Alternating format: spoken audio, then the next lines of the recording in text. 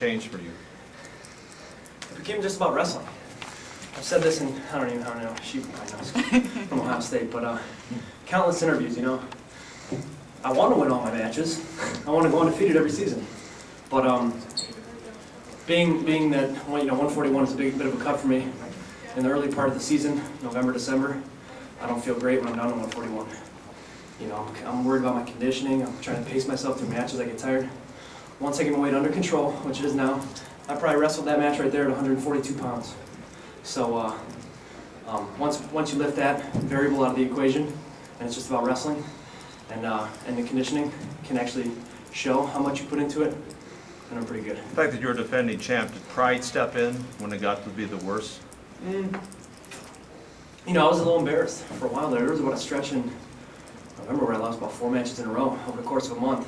I had to go home to Christmas break, you know, to back home. My buddy's like, "How you doing this year, champ?" You know, I'm like, I'm 500 right now, you know, so that was embarrassing.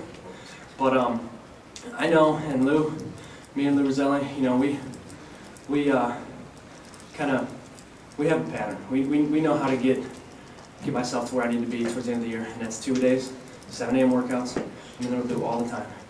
And you know, once you put in that much work, and you get out here, and you only have 7 minutes to go, it becomes a lot easier. What happened to this team in 2 weeks?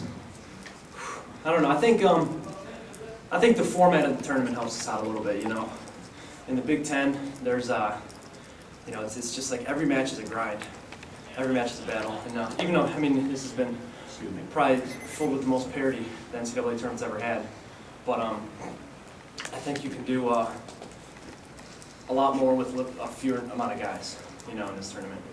I mean, we're going to need all the points that those other guys scored, you know, that were in the wrestlebacks that already got knocked out. But you know, the 5 guys that have been winning all year are scoring big points in this tournament. So, Coach Ryan talks about your passion for wrestling. That you know, you're not just a wrestler. That wrestling really has some special meaning to you. Could you talk a little bit about that? Yeah, obviously he is very impressed with the way you approach the sport. Yeah, I mean, I think everything that I've come to love has been because of the sport. You know, every single one of my friends I probably would not have met if I didn't wrestle. They're all wrestling people. They've supported me. I've actually, since this is over, I have about 30 people out there I'm going to run up to. So, you know, the relationships I built because of the sport of wrestling is the most important thing to me. But it's just, it's as cliche as it sounds, wrestling really does teach you how to be a strong person. So this wrestling has given me tons of opportunities. The fact that this weight became such a mess with the #1 and #2 going down, what were your thoughts when that happened?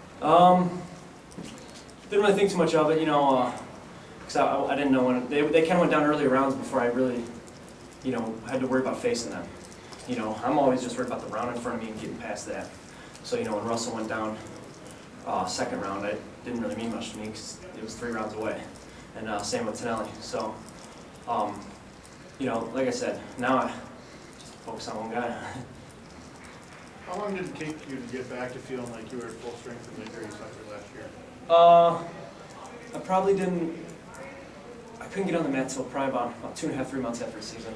So about June, July, you know, I was wrestling all of our summer workouts. I was fine. I was hitting them fine, and I haven't had one issue with it since. So it's been good. Jay, you've pinned a lot of people with that cradle. In this particular match, Got one more match. oh, were you looking? Yeah, this ladle. Yeah, were you looking for that hold, or is it something that you just have to feel the right moment is?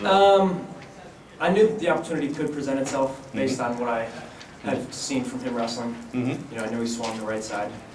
But I think that you know, I wanted to push more pace than I actually did. You know, I kind of sat back a little bit, but you know, he kept me, you know, at a distance with his head snaps and his fakes. So, but the more opportunities, scrambles, the more shots I take, the more I turn it into a fun wrestling match, the more opportunities I have for that cradle. You know, when it comes to chess match, probably not going to get it, and then it turns into a match where if I slip on a banana peel and get taken out at the end, I'm out, you know? So I like turning it into a little bit of a shootout.